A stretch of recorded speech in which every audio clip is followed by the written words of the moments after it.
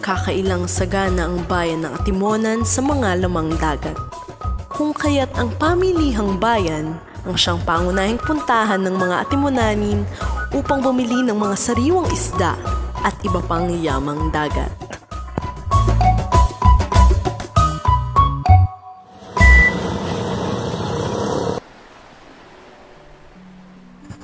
Kilala ang bayan ng Atimonan bilang isang first-class municipality sa probinsya ng Quezon.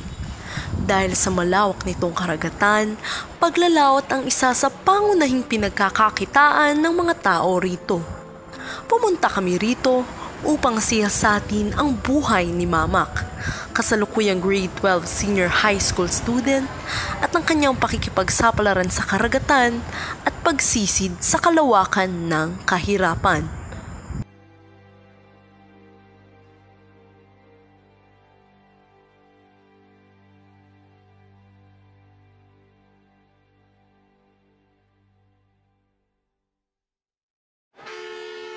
Magmula sa lungsod ng Lucena, tinatayang 1 oras ang aabutin upang marating namin ang mismong bayan ng Atimonan.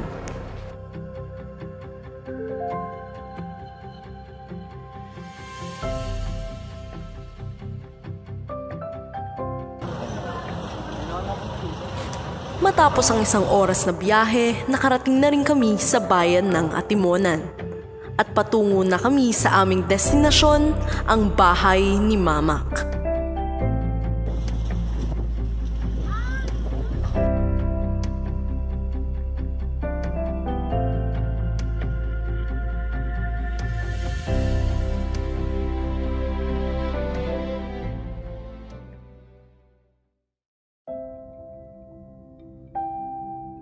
So, ano ba yung paglalaot? Sino mga kasama mo dito? Paglalaot ay ito yung paghuli ng isda. At ang kasama ko dito ay aking tatay, kapatid at pinsan. Mula ilang taong mulang ka po nagsimulang maglaot at tuwing kayo na po? Simula ako maglaot ay 15 anyos, 15 ba nanay? 15 anyos. At tuwing linggo kami lumalaot.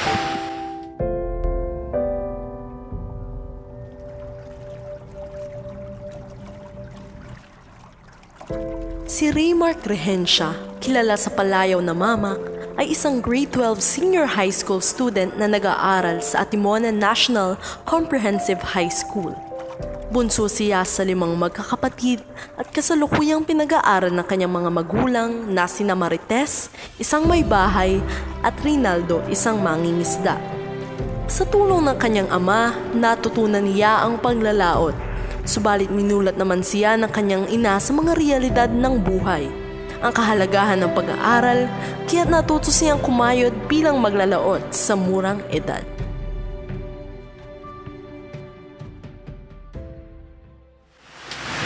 Bakit ka ba naglalaot? Siyempre, para kumita din ng pera. Pangailangan sa high school. Ano po ang ginagawa niya sa mga, doon po sa kinikita niya sa napag? Bibigay ako para dito sa bahay. Yeah. Sa akin naman ay, gagamitin ko din sa school. Pagbili ko ng mga kailangan. Pabao.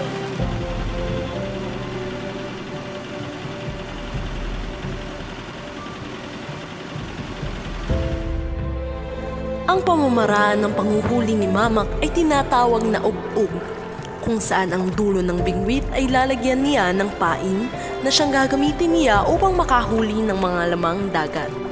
Bagaman nag-aaral si Mamak bilang isang senior high school student, tuwing Biyernes niya sinusuong ang karagatan upang matustusan ang sarili niya sa pag-aaral at makatulong sa kanyang mga magulang sa gastusin nila sa tahanan. Nakahuhuli si Mamak ng humigit kumulang 3 cooler ng lamang dagat na tinatayang umaabot sa 60 kilo. Napakarami na nito kung ikukumpara sa mga regular na huli ng isang mangingisda.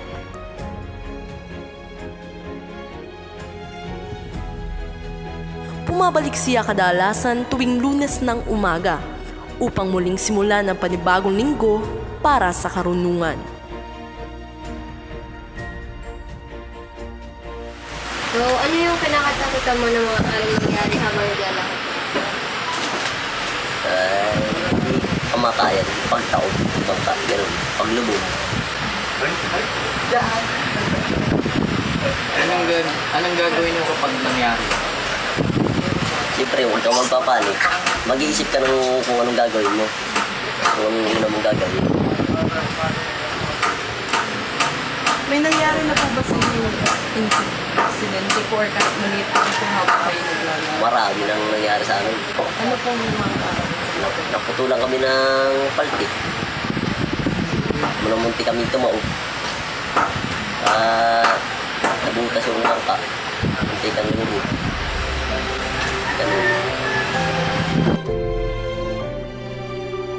Sa bawat pahayag na sinambit ni Mamak, tila iisa lamang ang punot dulo nito. Hindi talaga biro ang paglalaot. Tunay ngang walang pinipiling lugar at edad ang peligro sa karagatan. Kung wala kang sapat na kaalaman, maaaring kamatayan ang iyong kahantungan.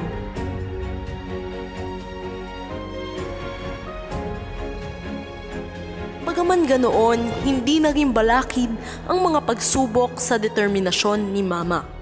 Bagaman minsan nang muntik tumaob ang kanyang bangkang sinasakyan, pinatunayan niyang walang alon at agos ang hindi malalampasan kapag tatag ng loob at inspirasyon ang siyang pinanghahawakan.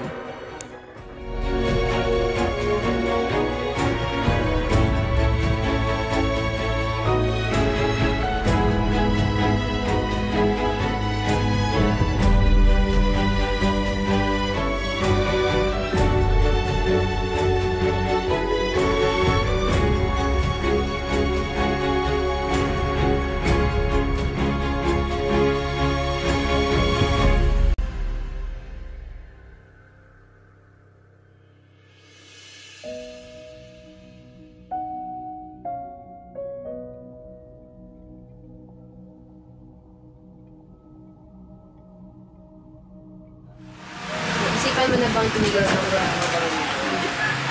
Hindi lalo sa isipan ko mag-aaral.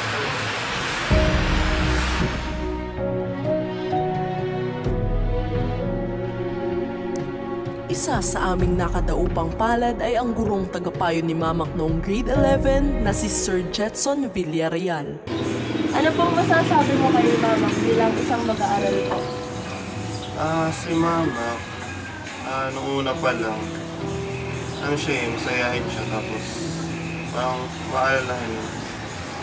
So kasama niya yung mga kaibigan niya, yung mga close niya. Tapos nilapit niya agad yung kahit na sino. Tapos parang nangamusta. Mga parang kaibigan.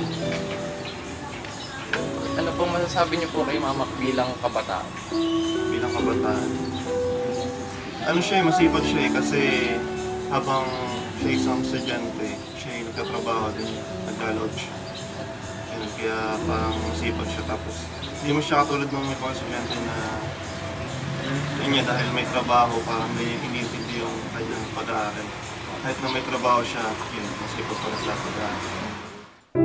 Sa amin ring paglalakbay, nakadaupang palad rin namin ang tatlong kaibigan ni Mamak na sina Yusef, Adi at Jansen. Bilang isang kaibigan, anong masasabi niyo kay Mamak? Bilang isang kaibigan, masasabi ko na si Mamak ay isang klase ng tao na madaling lapitan. At sa tuwing kasama namin siya yung nagpapasaya sa akin. Tsaka nung una ko talaga makilala si Mama, hinangaan ko talaga kasi siya. Nung nalaman ko na pumapasok siya, tapos at the same time ay nagkatatrabaho din siya. Pero hindi siya yung nagtatrabaho pero tinatamad na mag-aaral. Siya yung mga klase ng tao na nagpupursige pa rin. Kahit nahihirapan na siya, ginagawa pa rin niya yung kanyang mga projects sa inyo. Kasabay ng kanyang trabaho. Minsan nga siya nakakatulog sa room. gawa ng kung ano, pagod sa trabaho. Tsaka yung puyat na araw-araw na ginagawa niya. Ano po yung pangarap mo? Pangarap ko. Marami akong pangarap eh. Pero gusto ko talaga eh, maging aircraft maintenance. Pangarap mo para sa parents ko? Tutulungan kong pamilya ko para papagpalo ako ng aking bahay. Ganun. Para maayos ka dito.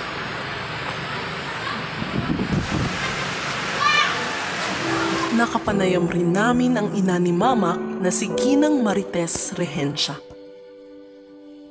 Kamusta naman po si Mama bilang isang anak? Mabait si Mama, masipag. Ayan ay lagi nag-aaral. Gagawa ng kanyang project sa inyo. Matulogin sa bahay.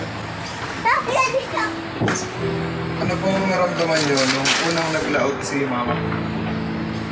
Ay siya natatakot at nagsukayaan sa di bata pa. Ay gusto niya na sumama sa laot para doon siya makakita ng pira at ng gininahingi sa amin ng pambaon. Hindi ako naman ay natutuwa at nakakatulong tapos ay hindi na nakakabawa sa akin at kuha nang may napasok kami college sa kapatid niya.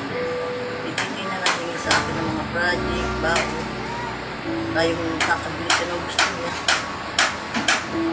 Hindi pa ba kayo tuwing naglalaot po si Mama? Ay ngayon ay hindi na, isa ngayon na. Lalo't kasama yung kanyang tatay ay di maano naman yung kanyang aming bangka. Sa pagkamalakas, pinapalaot sila. Mahirap na. Baka kalalakin ay lumubog ay sayang naman ang sayang ay sa buhay. Ano pong pangarap niyo? Ay siya makatapos ng pag-aaral yun lang ang nagkusuan ang net-study na sa amin ng ibang anak. Tapos na sila ng pag-aaral at iba-iba pagka nakatapos ng pag-aaral. Hindi sila mag-alaot. Ano po kayo ang kaproud po na si Mamak po ay isang responsibility? Tutuwa naman at hindi pati siya tulad ng ibang bata dito sa Karitad na siya ay naninigarilyo, siya ay nagsasya po, hindi katulad ng ibang bata dito na walang ginawa kundi magpag-alagala, mag-shampoo, magsigarilyo, magpasaguliro. Isa niyo po ba na hindi na po kailangan niya magpalaot? Pag siya nakatapos ng pag-aaral, hindi na siya makakuli, hindi na siya palalaot. Siyempre iba na yung nag-aaral siya. Kung halimbawa po kumikita kayo ng sapat or nakakanood mo, tutuloy na pa rin mo ba mag-laot? Siguro, pagka hindi rin, pagka nag-college na ako ganun. May maganda ng trabaho, pagkatapos ng college, hindi na. Ano pong masasabi niyo sa iba pang kabataan may chance mag-aral pero hindi naman nila mag-aral? Siguro, kami, sa bisyo rin, nagbibigyo sila mag-aral kami. Hindi rin sila na napapabayaan sila ng kanilang magulang. Parang gano'n. Ano pong masasabi niyo sa mga kabataan naman kung katulad po ninyo? Siguro magiging maano sila, success pa, yung matagumpay. Yan ang pangarap. Kaya gusto ko.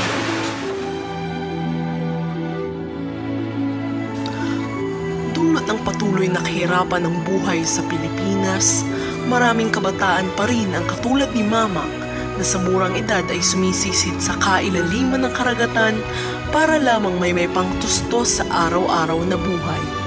Sa kabila ng lahat ng ito, patuloy pa rin nakikipagsapalaran si Mamak sa loob ng silid-aralan at maging sa karagatan.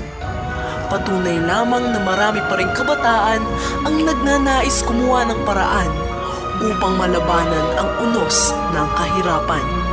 Marami pa rin kabataan ang nagsisikap para sa kani-kanilang pangarap. At sa huli, si Mamak ay patunay lamang na marami pa rin kabataan ang handang suungin ang kailaliman ng karagatan matanaw lamang ang inaasam na sinag ng kaliwanagan.